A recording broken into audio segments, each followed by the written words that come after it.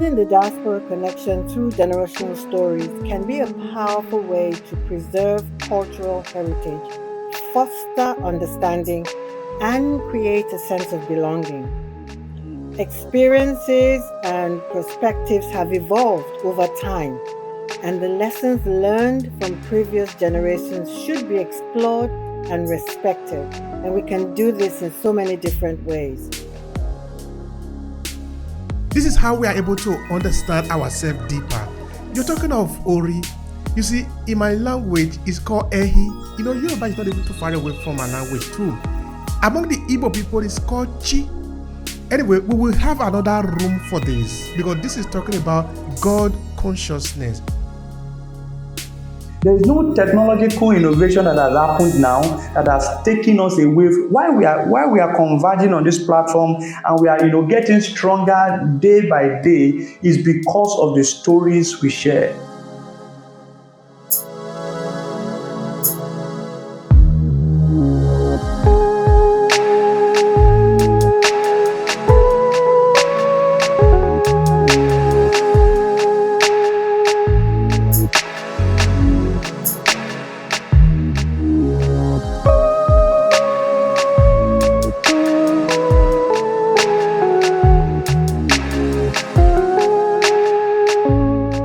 Thank you for checking out this video. I'm Obehi Ewanfo, the host of the African Diaspora Storytelling Series.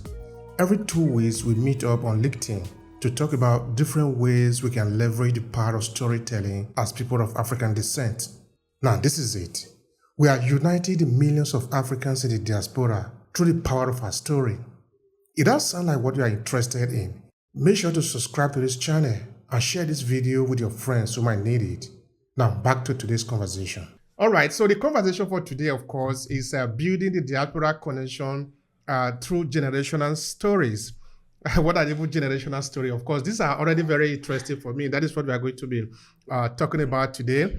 And for those of you that are perhaps new to the conversation, this is an integral part of everything that we are doing here. We are looking for how we can use storytelling as a way, as an instrument to connect among ourselves, among the hundreds of millions of African diaspora, and of course also to where we are coming from, which is the motherland.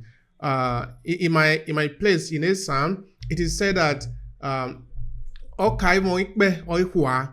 it means that if you take the corn, just the comb of it without the seed around it, that corn is going to be very light. It's not going to be heavy. So what makes the corn really heavy is the corn itself on it. So it means now that what makes us who we are all of us put together, not just one single person or just one giant. No, because the giant, also another way it is said that if you are a tree, you cannot make a forest. There is no way you can make a forest. But when you have other trees around you, then you can make a forest because everything is working together, leveraging the same energy. So if we are talking about storytelling, that is going to be what we are talking about. Not a story of me, but the story of us. All of us are connected in this experience that we are having together. So this is what we are going to be sharing today. Since Dr. Matsia, you are the one that came last, we will pass the mic to you first. Please tell the people who you are and then your first take on the conversation. Please go ahead, sister. Good afternoon, good night, good evening, good morning, depending on where you're listening from. I am presently speaking from Jamaica. We are celebrating Ash Wednesday today, and it's Valentine's Day across the world. And so I want to say Happy Valentine's Day to each person, and I want to say show some kindness and compassion to those you meet today. I know that we should be doing it every day, but since it is the spirit is today and everyone is in that mindset, let us capitalize on it. And so you want to show appreciation to those who you meet today and those who you have neglected in your family and yourself. Most of all, you want to show some love to yourself. I am Dr. Marcia Thomas. I am a certified practicing Christian leadership consultant, coach, and trainer. I am also a motivational speaker and an author. And I believe that stories let us look into our lives and let others see us through our eyes, because we tell our own stories, and it is our right and our privilege to tell our own stories because it is the only way that it can be authentic. And it is the truest representation of us when we interpret and give meaning to our lives through our stories. Generational stories for me are very important because it is the glue that holds generations together. The generational stories are important for individuals, for families, for communities, for societies, and for you, each person on this group today, because it is an understanding of the type of wisdom and knowledge that comprise the DNA of our lives and our life scripts. And we must not ignore these stories because these stories give us presence and give us the being that we express as humanity and gives us relevance and significance. I'll just stop there for the time being and thank you, Obi, for having me again and saying hello to Author Olatunje, Gloria, and all those in the audience. Have a great day as we continue this discussion that is so practical and so timely and so important for us to connect. Thank you so much for that, Dr. Matia. When we talk of generational story, we are talking of passing down those memories that we have inherited from other people that have been here before us. And we could use that to connect ourselves. And that is really very powerful. In that now we can have a cord, we can have a link that should never break so that everybody is tied to it. That is what we are talking about here. The story of where we are coming from, the story of what ties us together, the story of our experiences, the story of our joy. Why not? Also the story of our pain. Because life is not just about joy, laughing all the time. Sometimes we cry too. So this way I think the whole thing is tying around today. And I feel it's going to be very interesting for us as we move on. All right, I pass the mic to Gloria. So this is your turn to share with the people, tell them who you are and what is your first take in this conversation. Please go, sister. Thank you, Brother Obehi. Greetings, assalamu alaikum to everybody here. I like to start by just, offering a little special greeting in my tradition. Excuse me. And it'll be in my language, Yoruba. Oluwa, Ọba àwọn ọba, Mojuba. Mojuba àwọn yèyé àti bàbá wa. Mojuba àwọn egungun wa. This is just a greeting to honor our elders, our mothers and fathers, the divine, the higher power, and respect and homage to our ancestors. So alafia and greetings to everybody once again. My name is Gloria Tinu Gumbadejo, and I am an ordained minister, a psychotherapist, writer, ancestral healing coach. I support African women ministers who like to add spirituality to their ministry in particular, and others in the diaspora. Generally, I support them to reconnect culturally, spiritual connection, emotional, psychological, intergenerational healing, strengthening their identity, bringing harmony and balance to their lives through ancestral healing, and reclaiming our traditions, looking back to our elders for uh, for advice, for guidance, for wisdom, direction, and instruction and protection in these challenging times we live in. So, our topic today, wow, another big one. How do you build the diaspora through generational stories? Building the diaspora connection through generational stories can be a powerful way to preserve cultural heritage, foster understanding, and create a sense of belonging. Experiences and perspectives have evolved over time, and the lessons learned from previous generations should be explored and respected. And we can do this in so many different ways. Intergenerational conversations are so important and fosters deep appreciation when done respectively. I remember my mom used to say back in the day, we did this, or back in the day, we didn't do this or that. And I used to tell myself, I used to feel irritated. And I'd say, I promised myself I wouldn't say this to my own children when I have them. And my children, my daughters today tell me they appreciated that I didn't say that to them. And this was primarily because I have a young spirit. I like to think that. And I actually always have deep respect and compassion for and empathy for young people today. I'm not sure I could battle through what they have to experience today.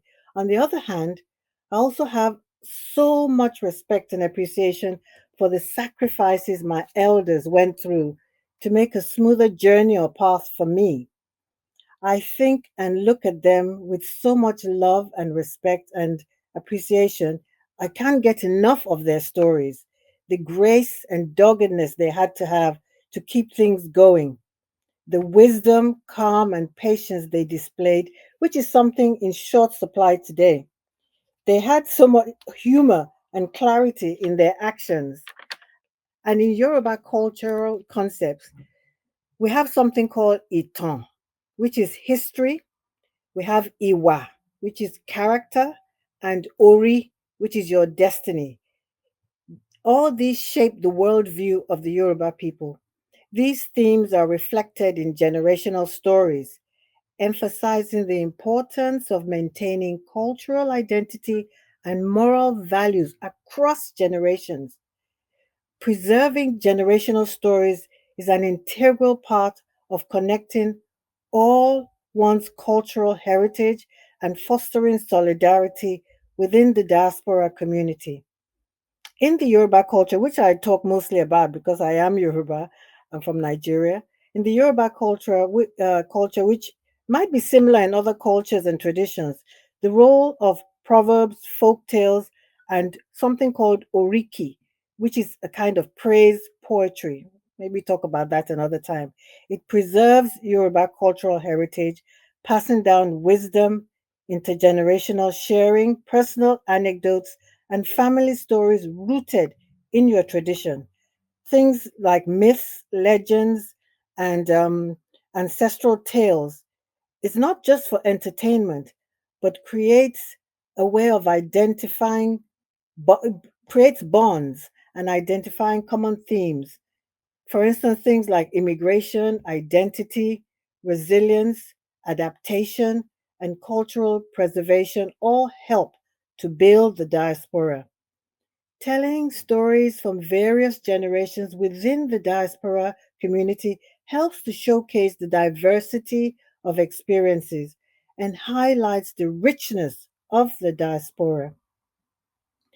Sharing cultural traditions and practices that have been upheld across generations is a gift. It really is a gift. Curating spaces to hold healing conversations like the one we're having now, these spaces, they're so precious. And also, it supports ancestral lineage healing. Examine how these traditions have been adopted or transformed in diaspora communities and their significance in maintaining cultural connections.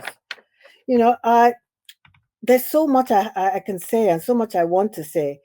I will leave room, for the next speaker, but I just have a few more things at the moment. As I mentioned earlier, I'll go back to the Yoruba culture and the concept of Itan, Iwa, and Ori. They're all deeply intertwined with generational stories emphasizing the significance of maintaining cultural identity and moral values across generations. These things are so important. Telling short stories, long stories, any kind of story. You can tell stories are not just, the formal way of telling stories. What we're doing now, we're telling stories. It's another form of telling stories. Elders within Yoruba families share narratives that recount significant events, migrations, and triumphs of their ancestors. For instance, a Yoruba elder recounted his story of his family's migration from a rural village to the city in search of better opportunities, highlighting the resilience and determination of past generations to adapt to changing circumstances. I mean, it's almost it's familiar in a way. There are many of our mothers and fathers from different cultures and traditions who made their way into the diaspora, and they have such incredible stories to tell of their resilience. I, for myself, I've lived in the UK for over 3 decades. I also lived in the US for about 10 years. It was a culture shock and a lot more. My experience in both countries, having to live in two startlingly different communities and culture without completely losing my own culture, my identity. It was no small feat, I can tell you, but I had to find ways to hold on to that part of me that only myself and my people um, were the ones who had created that identity that I had, and I had to find ways to hold on to that as well. Some of it was subtle, and sometimes it wasn't. And some of the ways that I held on to my identity was through clothing, color, and the language I used, which many people used to not make fun of me. They weren't laughing at me, but they identified me because they always say, "Well, we know Gloria is going to say one or two things in her language, no matter what the occasion was." Or I'd come in with an African print as a head piece of scarf on my head, or I'd have something that would let them know there's something different about this person, and I wanted them to know it, to feel it, to identify me with those things. I feel I've gone full circle and returned to my original culture and traditions, even though I still live in the diaspora.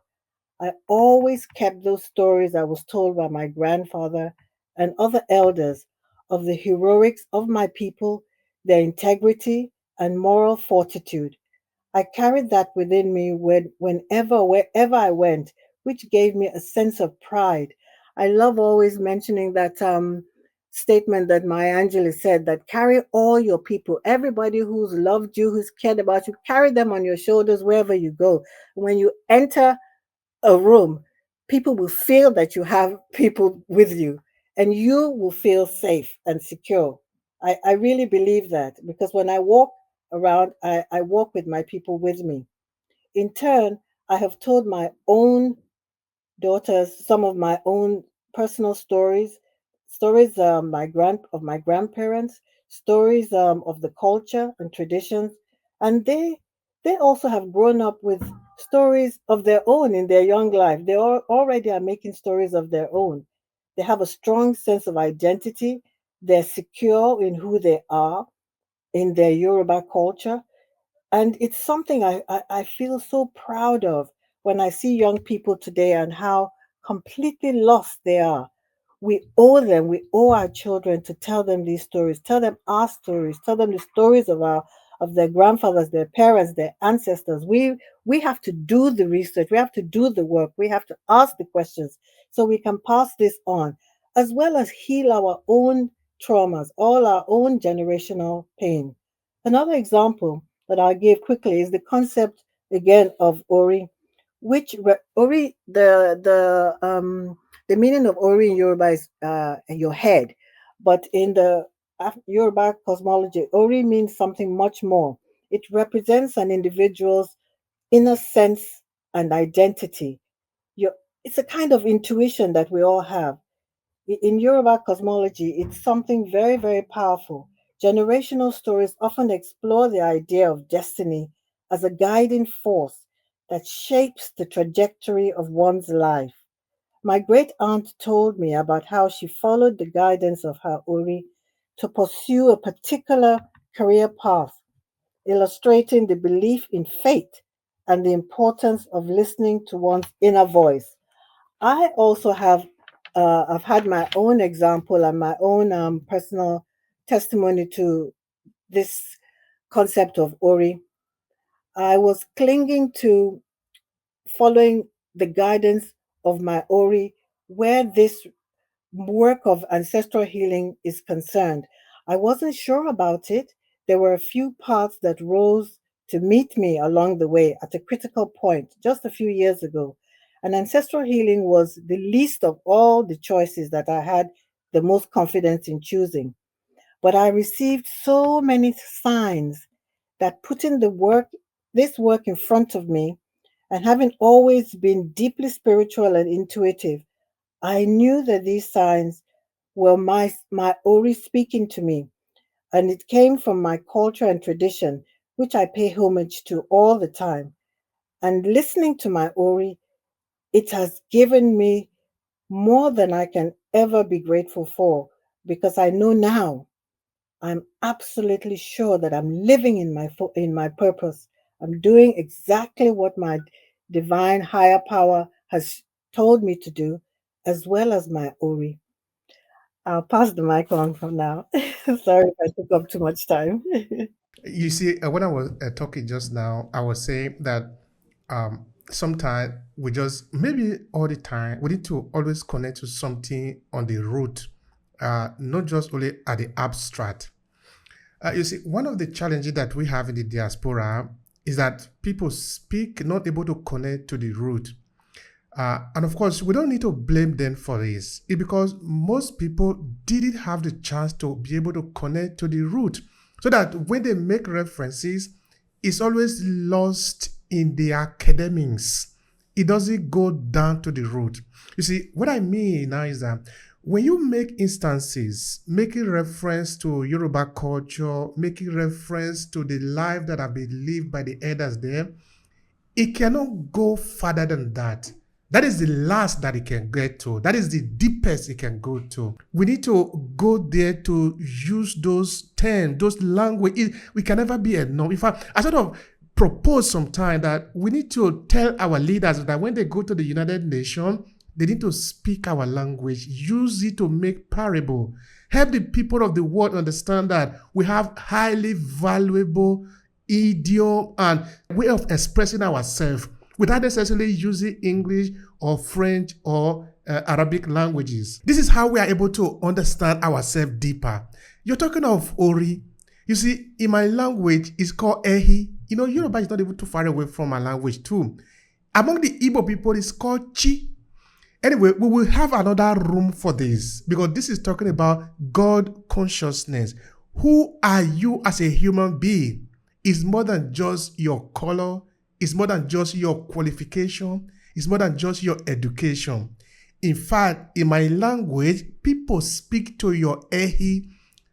Those that want to insult you, they can say, ehie vaidana, like to say, they don't really tell you your name to come here. They are telling your Ori, the way you call Ori, or what the Igbo call Chi. We call it Ehi. There's Ehie Vaidana. But they also bless your Ehi, which is the kind of a touch light that you have came to this world with. This is not something you get through academic qualification. You were born with it and you also die with it. So anyway, we'll come to this on another day because I was saying this is an important conversation. All right, I will pass the mic on to Arthur John. Then before I move to Latuji, Arthur John, please tell the people who you are and what is your first take in this conversation. Thank you, Brother Obehe. This conversation means so much to me because I'm a man born in New Jersey here in the United States. But my DNA tells me that my people are from Ghana and Nigeria and many other places in the continent of Africa. And I'll tell you a quick story about my journey in the diaspora. On LinkedIn, I meet a brother named Obehe Wanfo, and he and I are chatting because we're both storytellers. In that conversation, I have an awakening, and I say, you know what, Brother Wanfo, when I do work with people here in the States or anywhere in the world, I am famous for quoting Chinese philosophers, Greek philosophers, the Stoics, Plato, Aristotle, Benjamin Franklin here in the United States, and I just go on and on and on. I am the gentleman that has the quotes from all of the Anglo thought leaders and thinkers. And I had to laugh because I said, Obehe, I've read Chinua Achebe. I know Nelson Mandela. I have the history, but I don't speak the lessons that come from the place that I come from. I was embarrassed to say that, but it was my truth. And the storytelling for the diaspora, I was delighted to be invited to participate because it gives me a platform to listen. Because I think story listening for me is more powerful than storytelling. And I learned so much from Dr. Marcia, from Alatunje, from Gloria, and from you, Brother Obehe, because you share from the heart the lessons that you've learned that my American self craves. I thirst for. I'm like the man in the desert that's thirsty. And here I land in a place that I'm nurtured by the spirit that you share, the generational stories that come from the places that you come from. And I think last night, as I thought about the conversation we would have today, there's an American poet, and I think, spoken word poetry comes from the heart of Africa, from the Giro. The spoken word, in the Baptist church here in North America, the call and response spoken word. There was a poet that was a musician named Gil Scott Heron. He became famous long before there was rap and hip hop. He was kind of the genesis of that, but he was a revolutionary. He was a man that knew that things in the United States were broken, and he spoke his truth in prose. And I just want to read a little bit because I think how he felt in 1982 when he wrote this little bit of a poem. I won't read the whole thing because it's long, but he says, "Black History in the World" was the title of this spoken word. And it begins by saying, here are the lyrics. "I was wondering about our yesterdays and started digging through the rubble. And to say, at least somebody went through a hell of a lot of trouble to make sure that when we looked things up, we wouldn't fare too well, and that we would come up with totally unreliable portraits of ourselves. But I complied with the few facts I could, I mean, such as they are, to see if we could shed a little bit of light, and this is what I got so far. First, white folks discovered Africa, and they claimed it fair and square. Cecil Rhodes couldn't have been robbing nobody, 'cause he said there was nobody there. White folks bought all the civilization, since there wasn't none around." That's deep because that's the truth that kids in America are taught. That colonization made everything possible. I, Arthur William Jones, born in New Jersey, quote Plato, Socrates, and Aristotle. And when I met Brother Obehe, I said, whoa, Arthur, slow down, brother. You've got it all wrong. Because I know the prose from Gil Scott Heron was telling me the truth from my past, but I learned the word Sankofa, and Brother Obehe made it possible for me to go back and get my past, to get the lessons from long ago, so I could change the stories that I tell the people in the corporations that I support, not the truths that were shared by Plato and Aristotle and Socrates, but the teachings about ethics and values that come from the folk tales of the Zulu and the Hausa and the Yoruba. And so that's what I think for me, this diaspora storytelling platform has become.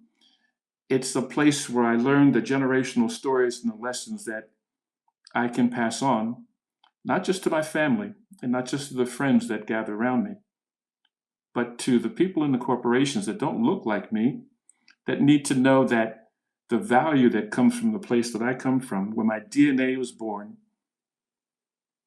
have truths about building culture, inspiring teams, and circular economy and generations of sustainability that are the things that they all crave.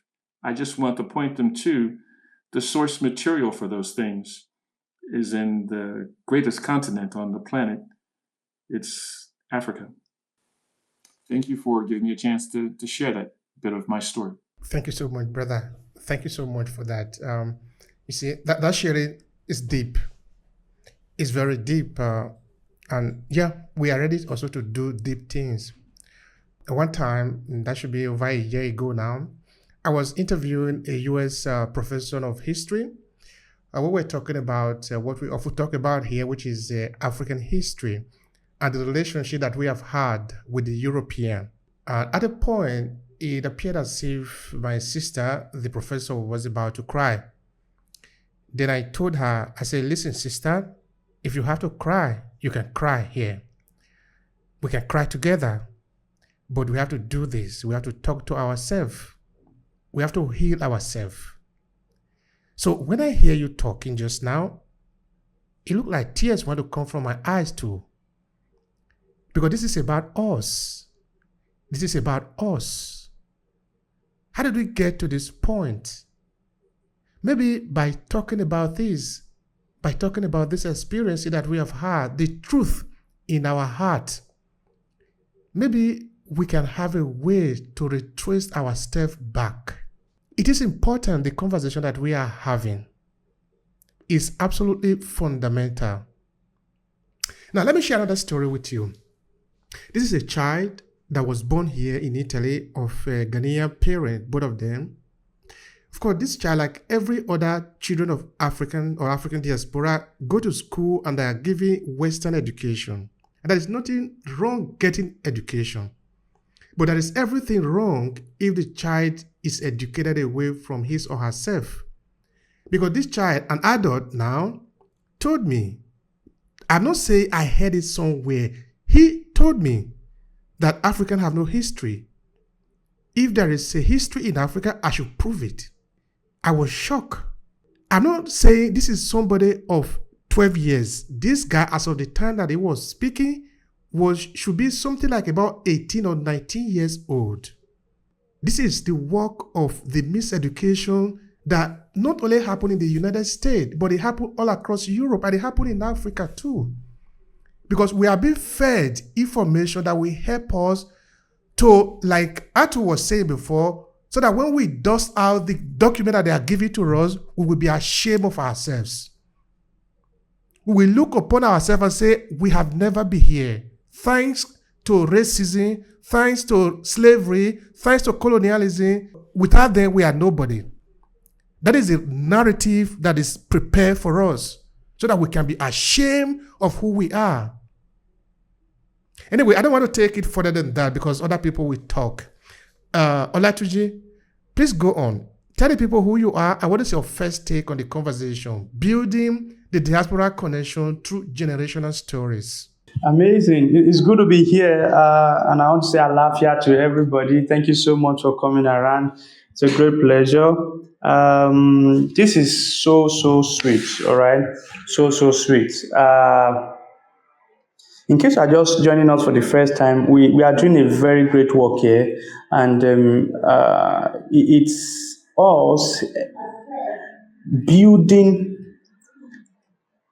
true connection through generational storytelling. Now, it looks as if I'm trying to, say word for word what the exact topic is for today. But what we have been doing now is, we have been trying to create a bridge between the past and the present and connecting it to the future.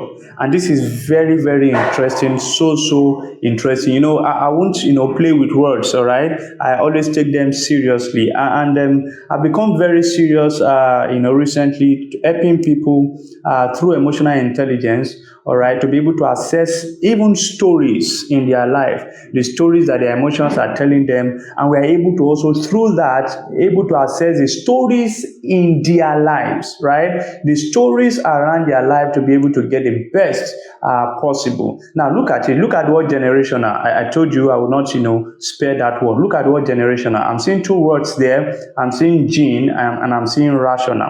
And guess what I'm seeing? Without generational stories, we cannot have rational genes. This is it. It's the most portable inheritance, right? Generational stories are the most portable inheritance that we receive from our parents. Now, why do we receive inheritance? Why are we given inheritance? We are given inheritance to serve as, signals to serve as a part of the past in the present, to remind us of certain order, to remind us of certain values. All right, and the scripture says that a good man leaves inheritance for his children. Now, what is that telling us? It means that the way you are going to show that you are truly good is by having inheritance for the ones that are coming. Look at it, look at it. If we do not have generational stories, we are unable to have the bridge between the past, the present, and the future cannot be rational. And that is where we are today. A lot of beautiful things that we have lost out from, they are all because we have lost out of the rational gene because of the misplacement of the generational stories. Parents, right? Look at the word parents. It's paying of rent. The children owns the world. The parents only pay the rent for them to be there. It's been paid for you, you have to pay it for other people too. So how do we get this done? It is done through tellings of generational stories. You can't just go all the way like that. You see, when you give your kids, your children, you buy them stuff, before the next 5 years. 5 years is now even too much. They will lose that thing to innovation. All right. Just look at what has happened to us since 2020, since the COVID. The world has reinvented itself so many times. But what has kept us together? Our stories. There is no technological innovation that has happened now that has taken us away. Why we are converging on this platform and we are getting stronger day by day is because of the stories we share. We get to strengthen our identity. We get to empower ourselves and create that right atmosphere for effectiveness by the stories we share. Any story, I usually will tell it and say it anywhere, that anything that makes you to be dissociated from your origin will never give you your originality. You will not be original when you are dissociated from your origin. So generational stories, all right, they are, somebody said, he said, a people without knowledge of the past, their origin and their culture. He said they are like trees that don't have roots. I think that is unbelievable. It should not be a tree in the first place. So anything that is making us to feel like we do not have history wants to kill us. It's like uprooting a tree and putting it on the ground. It's now a stick. So the best thing that can happen to it is to be a firewood someday, if at all it will still be useful. So it's now very important that we have to connect to our generational stories, because this is the most portable inheritance that we can give. This is the inheritance that serves as preservative to any other thing you have in substance or stuff to be handed over. Remember, without the generational stories, we cannot have rational genes. We are not going to be having children who will have sense when you have dissociated them from the history or the story of how they came about. In Africa, in my language, they say, rántí ọmọ ẹni tí ìwọ ń ṣe. Don't forget the son of whom you are. When you are immediately you are stepping out of the door like this, you are going anywhere and you are not coming back that day. It's a feeling that, okay, you are going to represent the family.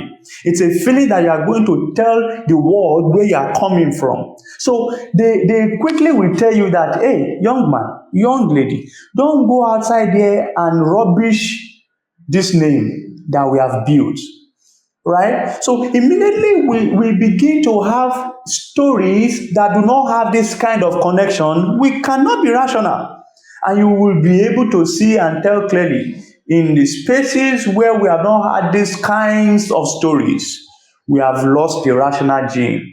We have not been able to think, hey, come on, what do you mean? How will you say a skin color is better than another skin color? It's irrationality, all right? Because somebody has lost touch with generational stories, capable enough or of giving us that painting, that picture of, hey, you can do it.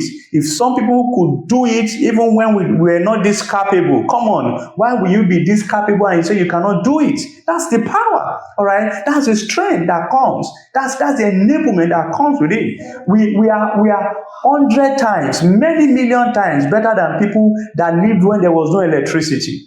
But you see people today, when you don't have that kind of story, you want to be, pitied. You want people to say, hey, come on, sorry, we know. But when you have that kind of story by yourself, you rise up. So when they are disallowing you from having a taste of such stories, you are only being, disenfranchised from being able to do the things you are supposed to do. So please listen.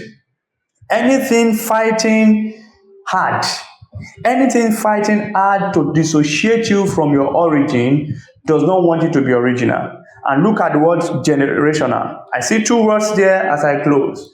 One, gene. The second one, rational.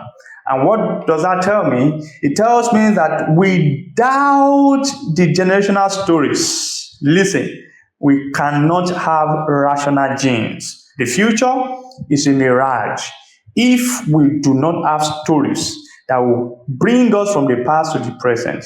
Thank you. Let me use my mic for now. Thank you so much for that, Olatuji. That is so powerful. Someone might be asking, what does story have to do with building the future? Well, it have everything to do with it. I say often that we look at technology today, we look at AI, which is the topic of the day. We look at all form of technology that we have. You see, they are built on those technology that was invented before the building of the pyramid. It's always one stone on top the other. You see this big company today talking of maybe going to the moon and the rest of that. Without a story behind that, it is going to be difficult to even sell the idea to other people. So story, again, is fundamental in everything that we do. It helps us to understand where are we coming from. It is when we understand where we are coming from that we can even understand why we are where we are today. If we can understand that, then it is possible for us to project a kind of future that we can have. If we don't know where we are in our place itself, a child that don't know where it's coming doesn't also know where it's going. You see, where you are going is in front of you, but before you know where you are going, you must know where you are coming from. The line doesn't start from you. It starts many, many years before you. That is why we are also talking about our ancestral connection. That before you, there were other people. Without those people, you cannot be here. You are not here because of your intelligence. You are not here because of your smartness, because you were lucky. You are here because other people have made sacrifices. You see, Gloria was talking before, say something to the effect of we should honor our ancestors, the sacrifices that they have made. That is important. That we need to know that they have made huge sacrifices, for which reason we are here. We are not here just because of our effort. We are here also because of their effort. Without the mathematics formula that was created before the building of the pyramid would not be built because it had to be measured. You need to know the weight. How do you know which stone you are going to put on top of the other? You need to know exactly. These were sophisticated mathematics at that time, more than 3,000-4,000 years ago. That is the same technology that AI is built upon today, because it's calculating, bringing different information and repurposing it back again. If you take out mathematics, that will not hold, it will not work. That is the basis upon which everything is set up, including the city that you are seeing in the United States or in Moscow or in Beijing. All of them are built on the same structure. That is the story. All right. Thank you so much, Jim, for joining us. I believe you have something to say related to the conversation of the day. Please go ahead and share with us, and please be brief. All right. Thank you. Hello, everyone. I'm from Minnesota in the United States, where we happen to have a very large population of African diasporas. My work is about creating distance learning applications in all of the 54 African countries. And what I learned and recognized is that 70% of the existing population of Africa is under the age of 30. So there's 149 million African diasporas around the world, and we have technology now that will allow us to tell our stories and pass them on through mobile devices. So I think that what we need to do is work with that 149 million African diasporas to be able to reach back to the country and work with the young people who are hungry to either learn more about the ancestry or the different generations and preserve the culture. So, with that, in November in Nigeria, we have an educational gala festival for young entrepreneurs that are coming, and it would be fruitful if the African diasporas would show up for that and tell their stories of their culture and the culture of all of the different countries within Africa. So, with that, I thank you for your time. All right, thank you so much, Jim. We appreciate you. We appreciate also what you're doing because yeah, knowledge is always going to be very important, and also the tools, the way to be able to do that also is going to be very important for us. So I appreciate your contribution and what you are doing with your company. All right, with that, I move to Gloria. I think it is important that we talk also about the how. That is usually an interesting part of the conversation. You're an ancestral healing coach. Definitely, I am thinking something in that line. In that, how could that be an instrument of building the diaspora connection through generational story? Because I want to believe that you are using storytelling as one of the tools in your teaching. Please help us with that. Brother Behi, you have mentioned my favorite topic. Thank you. Thank you for that. And thank you to all the wonderful speakers so far.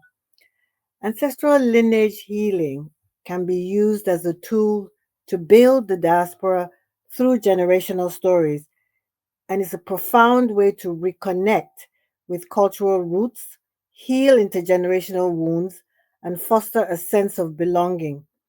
We start by acknowledging the impact of historical traumas such as slavery, colonialization, displacement, discrimination on diaspora communities. We have to acknowledge it, own it, in the sense that this is part of our history and we all have stories to tell. Even today, yesterday, there's stories. The day before, there's stories. Today, there's stories, not to talk of hundreds of years and centuries ago. The stories are there. We recognizing that these traumas can be inherited and passed down through generations, encouraging individuals within the diaspora community to reflect on their family's history and the intergenerational patterns that may have emerged as a result of the traumas. I think so many of us are walking around with pain, with these traumas that show up in so many different ways in our lives that we're not consciously aware of. They're in our subconscious and wreak havoc in our lives. We need to talk about them. Part of telling those stories is where the healing takes place. Integrating healing ceremonies and practices. These are part of our traditions, these practices. They're so important for us to learn the practices of our elders. We can modify them, but this is part of what our healing, how our healing takes place, is through these practices, these traditions that are unique to us as Africans. We adapt so many Western ways of living, so many, you know, cultures of other people, which is fine. You can learn about them, but don't forget your own. And part of talking about it, telling the stories, is how we integrate these traditions, healing ceremonies and practices inspired by ancestral lineage traditions. We integrate it into our storytelling sessions. These could include ancestor veneration. I'm not talking about ancestor worship. There's a difference. Veneration is honoring, guided meditation, ceremonial offerings to honor And offerings, again, I'll come to these words that sometimes can be very triggering. It's really just a way of acknowledging and honoring with respect our ancestors. These are part of the traditions and practices of ancestral healing. They heal the ancestral wounds. We must stop being afraid of our traditions and stop being triggered or activated by certain words. It's almost like the story of Pavlov's dog. If anybody knows about that story, where the dogs were programmed to respond to certain words, and when they hear them, they attack, or they attack people. In our communities, we have been programmed to have this visceral reaction when we hear certain words like rituals, spirituality, offerings, when it relates to our African traditions and culture. However, in the traditional religions, Christianity, Islam, and other religions, rituals are performed without even thinking about it. Things like mass, communion, prayers, and many other repeated activities. They're all rituals, but we don't see them as that. That's all that rituals mean. Offering prayers, blessings with holy water, oil, all of those are rituals. And we have to open our minds and understand where these negative attitudes to our traditions came from and reject them. These are part of what our ancestors did that helped them to stay connected, to stay as a community, to have harmony and balance in their lives. All that we're doing now, is it giving us harmony and balance? There's so much disharmony, dis-ease in society today. So let's look back. Let's look back to gain some of those traditions that have gone before us. With ancestral healing, inviting elders where we can, the elders who are still alive, or reaching out to them where they are, maybe in the diaspora or in our homes, our home country, and invite them to teach us our traditional healing practices rooted in our cultural heritage. This is my mission going forward. As I step closer to my elder years, I like to take this opportunity. I'm just going to take a breath and deviate slightly, but I want to to to take this opportunity to show my respect and admiration for my brother Obehi for so many reasons, who from the very first day we met, he has always addressed me as madam, which he doesn't have to, living in the diaspora, and I don't present as someone who requires that manner of greeting. However, he has not forgotten his roots, and he's honoring me by addressing me in that way because I hear what is behind the word, which transcends the word itself. I understand him and the respect he's given me by using that word. And when I hear it, a part of me just feels a kind of warmth because it does it without thinking. But it's very meaningful. That's why I say some of these things that we do are traditions.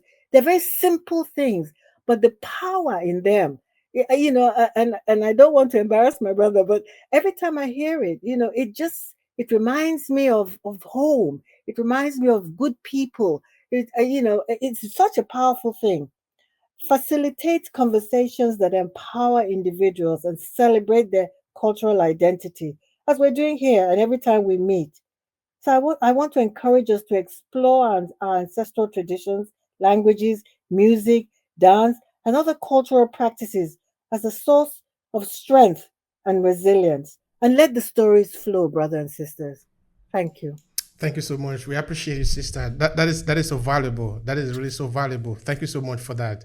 All right, I will ask Mr. Athon if within what you do, what do you see as a solution to what we have discussed today?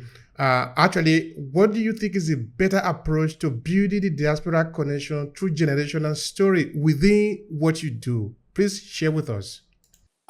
That's a great question.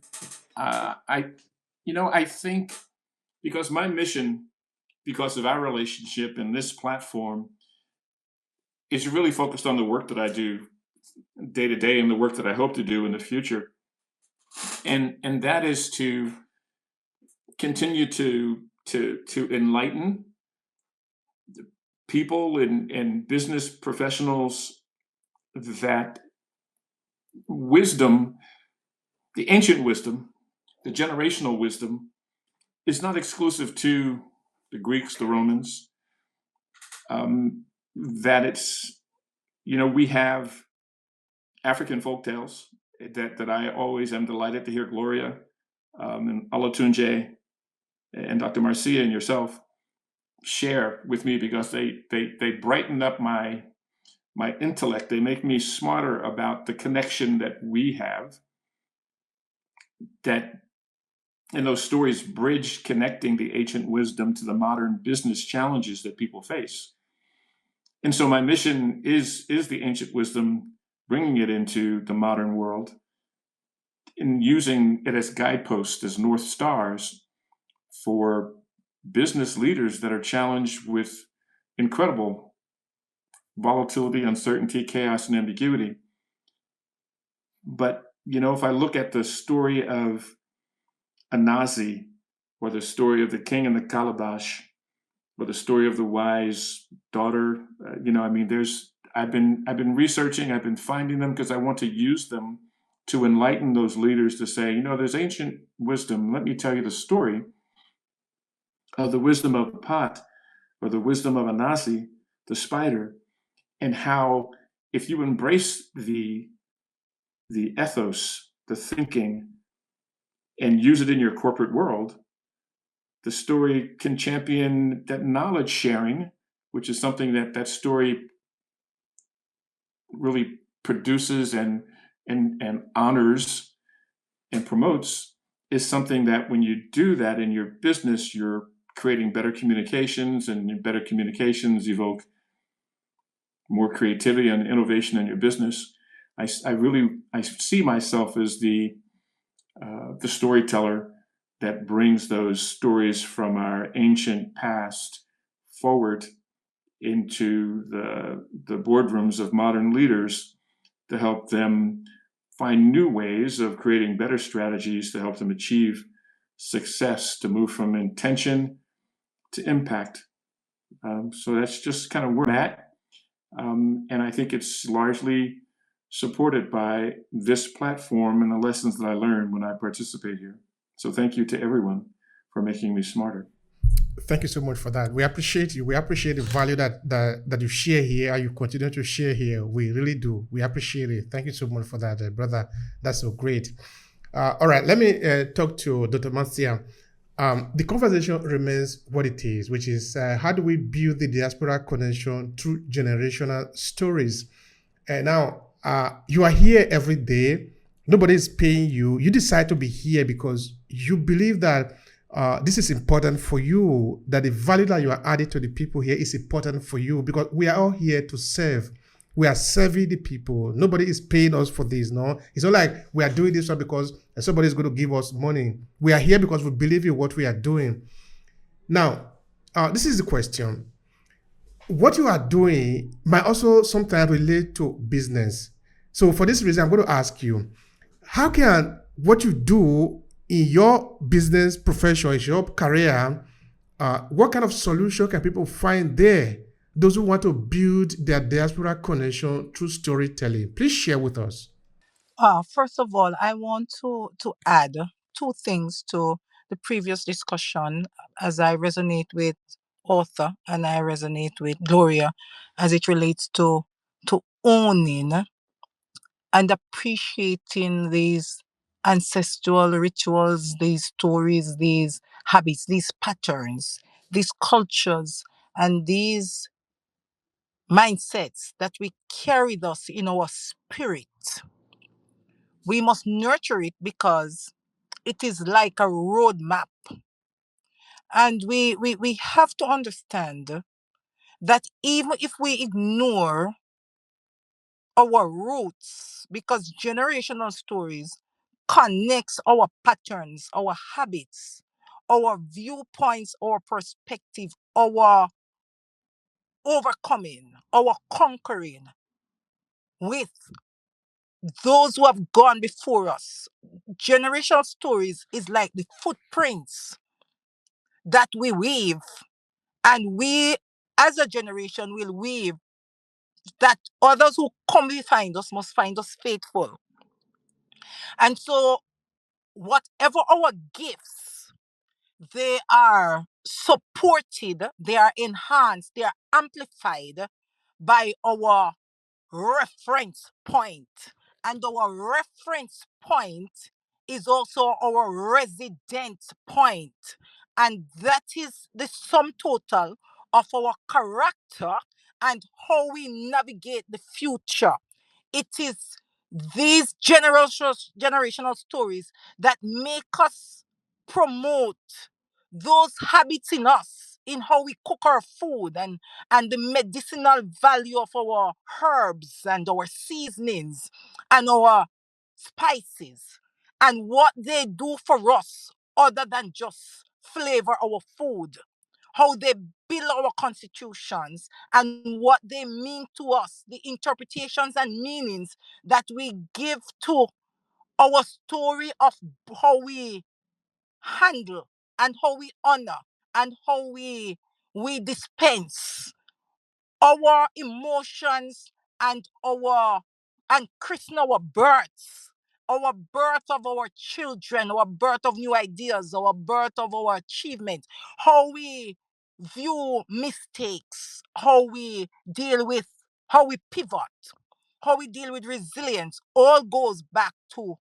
our stories, because these stories, when they are told over and over, carry, I say, and I continue to say, a different interpretation, a deeper meaning, and a greater illumination of why we must achieve, why we must succeed, why we must build, why we must change, why we must adjust, why we must be flexible, why we must be innovative, why our creativity and our designs are so rich and pulsating. Our stories make us understand who we are and define us in such an indomitable way that we become fortified in the minds of others, because our stories are built on our generation, what they are carrying through our DNA, through our lives, through our characters, through our achievements, even when we are dead and gone. And even if these stories are oral traditions, they are, and whether they are written, whether they are acted out by the perfection of how we handle ourselves and carry our existence sacredly and divinely into the next generation, how we overcome and how we become masters of our destiny, is all embedded in the story. And when I, as a Christian leadership consultant, trainer, or coach, especially as a life coach, have to bring persons back into being confident in themselves, gaining clarity, having to understand the reason for their beliefs, their core values, their behaviors, where it all started, and the distinct interception of self, of limiting beliefs, of imposter syndrome, all of those things when they enter. Why those things will not take root in your spirit? It's because of these generational stories. And I pull them back because when you were born, and that stormy night that your mother had you and was not able to get the nursemaid there and had to deliver you yourself, placed over you a seal, a protection of life, abundant life, of seal your destiny that you will live and not die. Seal the destiny that you will become great, that you have been set apart for something. That story in itself brings all of those messages and gives you a perspective that has already made you in your mind. Make up your mind to succeed. Because you, that story says that against all odds, you are still here. And because you are here for a purpose. So I bring my clients back into a framework that makes them reframe how they see themselves, the negative thoughts, how they were ushered into this world, and why they must define their purpose and establish their mission in their identity and why it is that they must know themselves, accept and love themselves, and why is it that they must resonate in every room they go and must appear at every table confidently, authentically, and unapologetically. These are the foundations of how we view, how we navigate, how we connect in this world. And when we are able to connect people to each other in this way, connect stories, connect histories, connect past, connect traumas, connect achievement, connect rewards, connect mistakes, connect failures through this story, then we become so resilient that we become so afraid of what we can achieve and not be afraid of what we have not achieved. Yeah, that is the spirit. That is the spirit. We can feel it, sister. We can feel it. We can hear you. We can hear you. That is good. I mean, we are connected now to this journey, and it is important. You see, I am a content creator. That is what I do. My business is around content creation. So I work with a client who is doing something similar to what Mother Gloria is doing, but his is different in that he does something within a line of traditional medicine, which is valuing African traditional medicine. So we create article for him. And I'm beginning to see how much people are valuing the content that we are creating. No, I mean, the line of thought around it, which is valuing the use of alternative medicine to modern medicine. Because modern medicine, some people might like to call them European or Western medicine. They are not actually really Western medicine. They are modern medicine. It doesn't mean that everything that is happening today is Western. Everything that is happening today is happening in this time.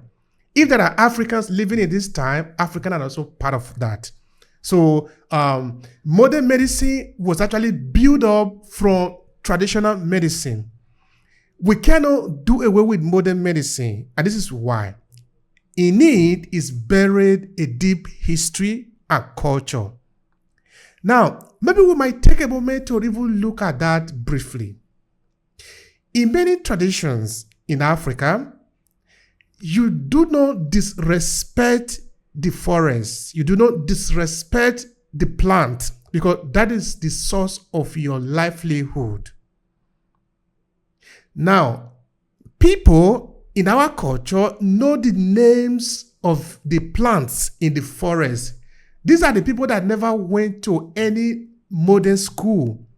But yet they know the name, not just the names of this plant in the forest, but they also know what each plant can do. Now let me explain. I grew up with my grandmother until her death. When my grandmother is sick, either of fever or any other type of sickness, because my mother, I never see my grandmother going to any modern hospital. She will go to collect different type of herbs in our neighborhood, different type of herb, more than 30 of them, different leaves.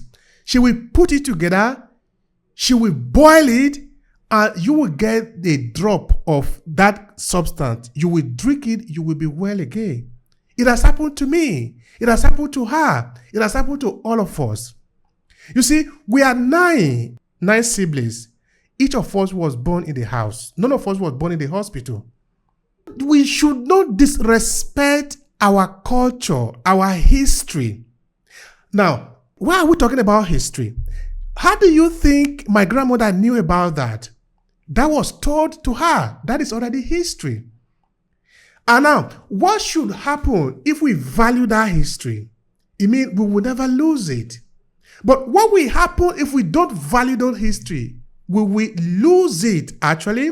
And we will come back to who was saying it before, that we are essentially be giving information so that when we dust out the information that we are giving, we will essentially be ashamed of ourselves. We will lose.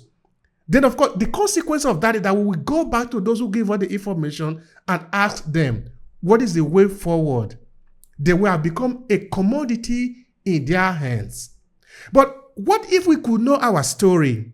It means now that when we have a problem, we will ask ourselves, not other people, we will ask ourselves, other people before us have had problem. How have they overcome it?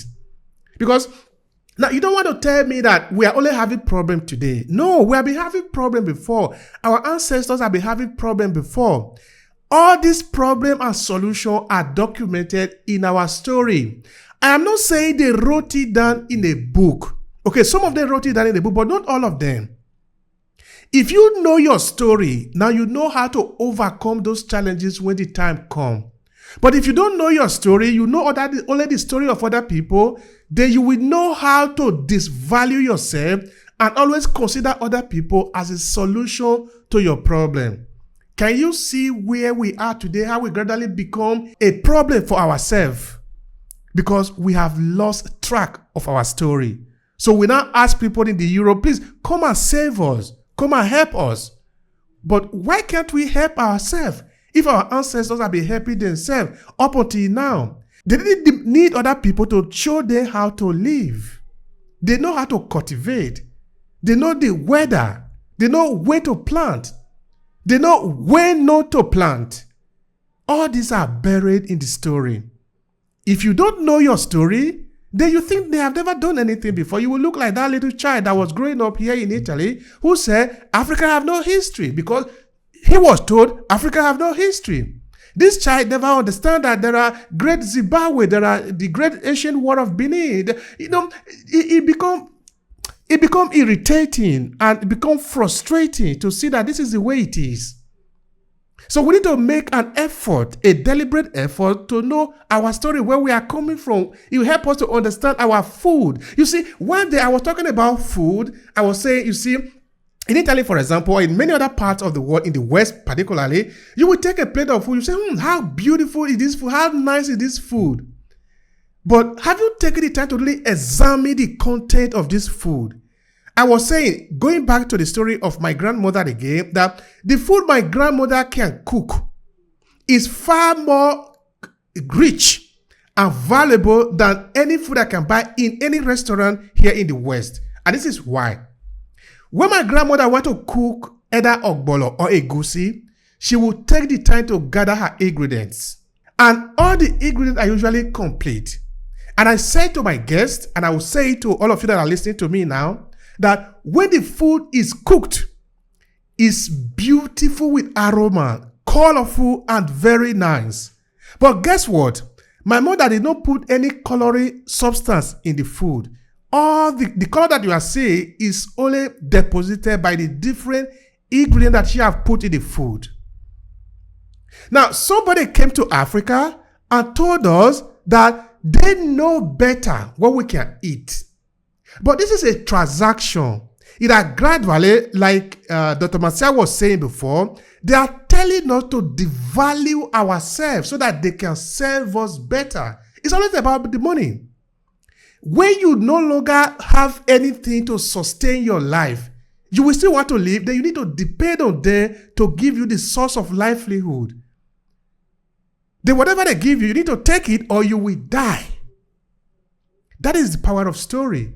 Because if you know your story, if you know that people like you have been surviving in a place like you, where you are today, then you will find a solution to that. You don't need another person. Nobody needs other people to survive. Talking of improvement, yeah, maybe we can talk about that. But to live, nature have given you all the ingredients to be able to survive where you are. Look within where you are, your acres of diamond is not from another place. We don't need IMF to bring development to Africa. In fact, IMF never bring any development to any part of the world. They are always reaping from the people. If you want to develop, you need to use the local resources for the interest of the local people. I got to connect with Gloria that I met here, and I shared with her that I had to go and do my final journey as a healer. And when I came back from my journey as completing my training as a healer, I kept asking myself, how come there's so much shame around African ways of healing? And I kept asking that question over and over again. And one day in prayer, I saw the number 1400 flashing before my eyes. It didn't make sense to me what that was all about. I had a conversation with a to be supervisor because I want to do my PhD on my journey as a healer because I want to bring a different narrative around healing and African ways of healing. I want it to be normal for my daughter, who's 8 years old, to say, "Oh, I went to see a healer," or "Oh, I've gone to see a psychologist," or I've gone to see a GP." We should be part of the ambit of the healing modalities that are around. And to change the language that is very derogatory, in my opinion, we are called indigenous or alternative. Anyway, spoke to my to be supervisor, and in having the conversation, I then said, I don't understand where I got these negative perceptions of African ways of healing. And she then told me about the Witchcraft Act. So I'm in South Africa. And she said, check the 1957 Witchcraft Act, which made it criminal for us to go and consult healers. And obviously, we then went and did this in the dark. You'd go, because if you were seen to go to a healer, then you're potentially arrested. I then came back, did my research, and this 1400 keeps coming up. And I'm like, what's this 1400 all about? And when I went to search online, it turned out that in the 1400s in England, witches were hunted and burned at the stake. And for me, it made sense because everything is energy. Whatever was happening in England, and yes, through colonialism, it came down here, but energetically, because our DNA. So I believe in reincarnation. So I know when I did past life regression that at some point I was Japanese, at some point I was Albanian. So maybe my ancestors, whose DNA is in my DNA, was potentially burned at the stake or hunted down or done something that brought a lot of shame and sadness, which is what I'm now carrying, and I'm now having to heal by honoring to say I am a healer and really saying that with great affirmation, and also embarking on this journey of um, saying I want to do my PhD because I want to change the narrative. I want it to be okay to speak to the gentleman that Brother Obey is helping with stories around our healing herbs, because there's a lot of healing in what God and nature has provided for us. But we all have this negativity associated with drinking herbs and consulting healers, because I believe of this energetic transcendence from the 1400s. Thank you. So I suppose it's my ancestors that then plugged me in, because I don't know how I got plugged in. Thank you. Thank you so much for that. I appreciate that. I really do. Of course, the message is driven home. It's not everything that we understand. It's not everything that is just simple ABC, but it's fine. We are here and we are enjoying it. Thank you so much for that. All right, we have spent enough time here, and we are. This is usually the last one I will ask each and every one of you that are here just now. So let me start with Mr. Athun. What would be your final thought here to conclude the conversation? Maybe a message, but remember to tell the people how to find you too. I would just say that, Sankofa, go back and get it. If you don't have it, this is a place where you can get it. Join us whenever Obehe publishes the storytelling through generational stories for the diaspora, because it enriches me. So thank you. Thank you all for what you share. I can be found on LinkedIn. A few of my resources, ebooks and things like that are available for you to see what I think and feel about storytelling. And ashe to everyone. Thank you. All right, so Mrs. Gloria, so it's your turn. Please, what is your final take here? And please remember to tell the people where to find you if you have anything that is out for them. Thank you, Brother Behi, and thank you for all the speakers once again. I am offering a 5-day mini course on ancestral healing, unlocking, excuse me, unlocking the power of your lineage, and whatever your reasons for, maybe you're curious, you want to know more. This 5-day mini course, it's a free introduction to ancestral healing, debunking the myths and misinformation around this important lost process, tradition that leads us to claim our divine strengths, gifts, and blessings. And you will learn about how healing ancestral wounds and the patterns can help release energy blocks. You understand how tapping into ancient wisdom for guidance can help you unlock your hidden potential. It'll help you to harness the strength of those that came before you and propel you to embrace a more empowered and fulfilled life. And other areas that will be covered will be learning about meditation, ceremonies, and practical exercises that will enable you to restore balance, harmony in your life, tapping into your innate power and intuition, and activate your ancestral gifts and talents. If any of that has interested you or piqued your attention at all, you can find me on my website, gloriaogumbadejo.com. I'm on LinkedIn, and I'd love to have a chat with you. Thank you again, everybody. Modupe Eshe, that is thank you. I'm very grateful. Thank you so much for that. Amodupe Eshe. Eshe Gogo. Thank you for that. I appreciate that. All right, we move to Dr. Batia. Dr. Batia, please go ahead and share your final take, and remember to tell them where to find you. All right. So my final take on this is for stories is that you must question, where do I fall in my generation? Where do I fall in my story? What will be my story? How am I connecting my generational story to my story to amplify the story, to make it more lasting, more applicable, more relevant, more timely? How do I juxtapose each story and serve it to my children confidently, unapologetically, bravely, and honorably? How do I help my generation, the ones I'm responsible for, to embrace the story as a cloak, as shield, as a guide, as a roadmap?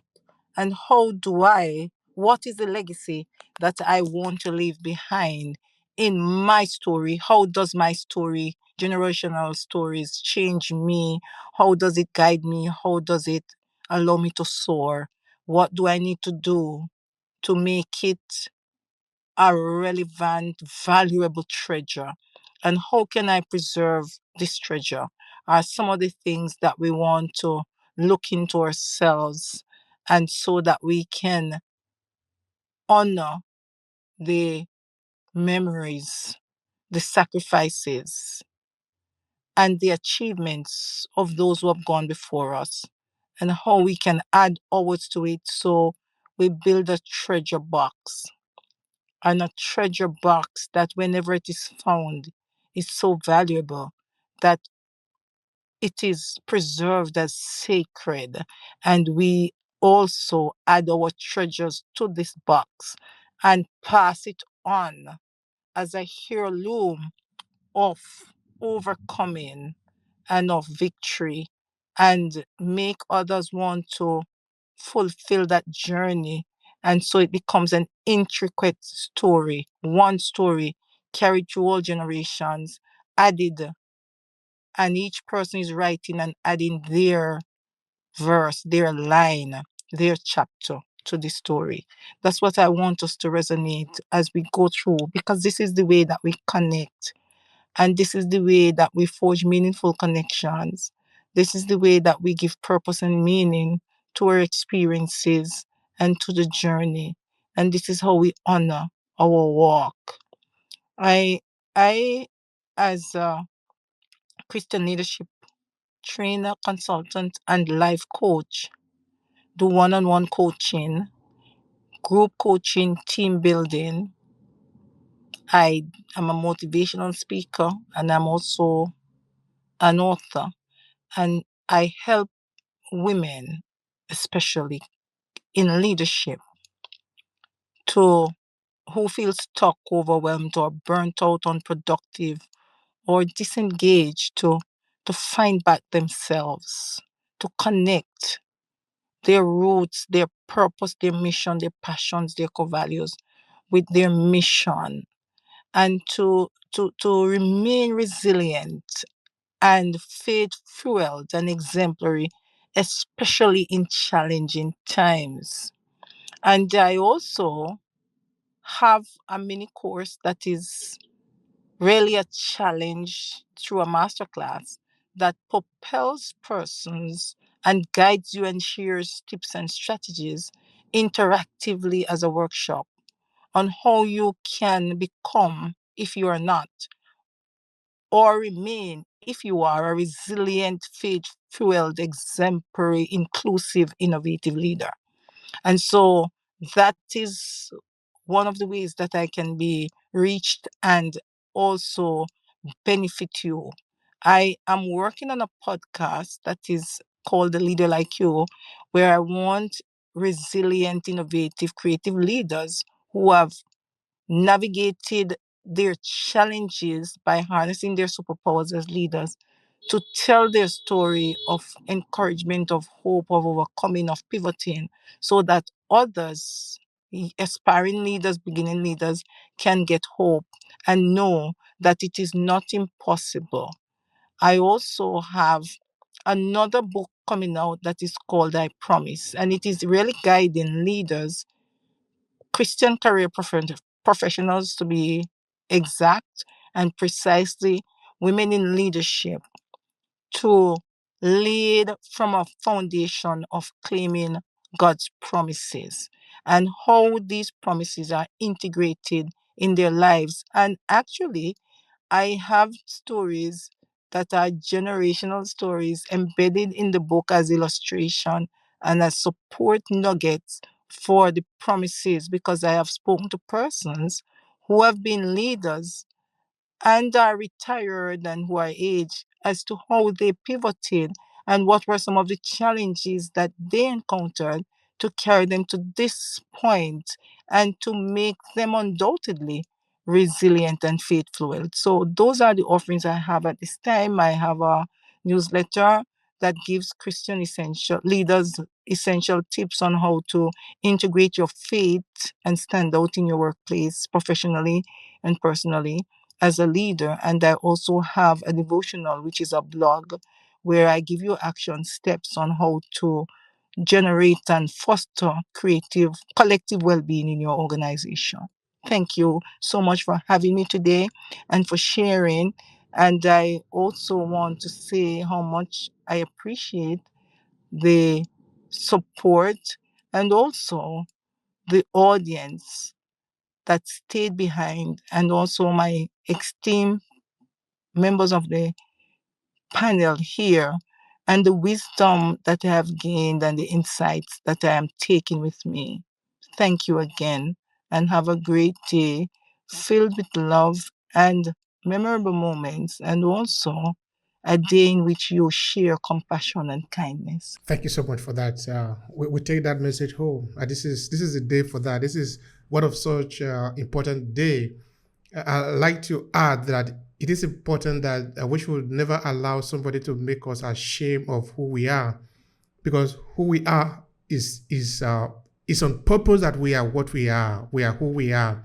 It is not by mistake. We are not a product of charity. We are not here because somebody else need to come and discover us. We are not here for the pleasure of other people. We are here full and complete. We are the whole package. We don't need approval from anyone or any group of people. So if we feel that we have a call, if we feel that there is a message that reaches to us, we can act on it. We don't need the approval of somebody to come and say, now you can stand up and act. No. Since the day that you were born, you were given the mandate to be who you are supposed to be. All you have to do, therefore, is to rise up to the call. Answer your call. There is no way that nature could have produced a mistake. You are here intentionally. So do what you are supposed to do. If you hear a call, respond to it. This is your mission. It could be that maybe in your lineage, this a time have come for you to be the voice for them. That might be what it is. So answer the call. It might be that you are singing because singing is what was given to you as a way to be able to uplift the image of the people you represent, of humanity. But most importantly, also for your peculiar people who maybe are suffering, their song can never be heard anywhere. Take it, sing. Maybe you are a speaker, use that medium. All of us are not given the same gift. All of us are not given the same opportunity. All of us are not supposed to be given the same gift or the same opportunity. Otherwise, life is going to be very boring. We show up in this world with different capability and capacity, and also with the different instruments for us to be able to execute what we brought to this world with. We came with a luggage, but I must warn us, we don't need to return with that luggage. We will be shortchanging ourselves and shortchanging humanity. The luggage we brought with, we must open it and let it flourish. Let it be used to serve the humanity we are part of. We must use it to serve our people. So we should not be ashamed to dress up the way we are as Africans, to answer our name. Because I know that is what is happening around the corner.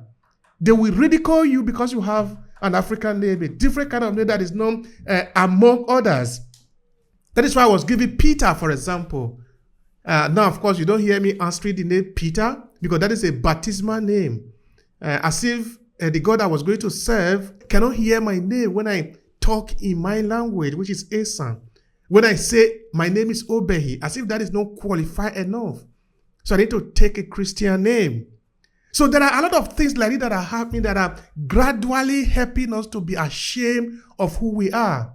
So that nobody is coming to put a gun on your head, but you will just lose your head because you have passed through a process. That is the process that we are talking about. Let's be proud of who we are. We are original. We are the whole package. We are not inferior, and we don't need an approval.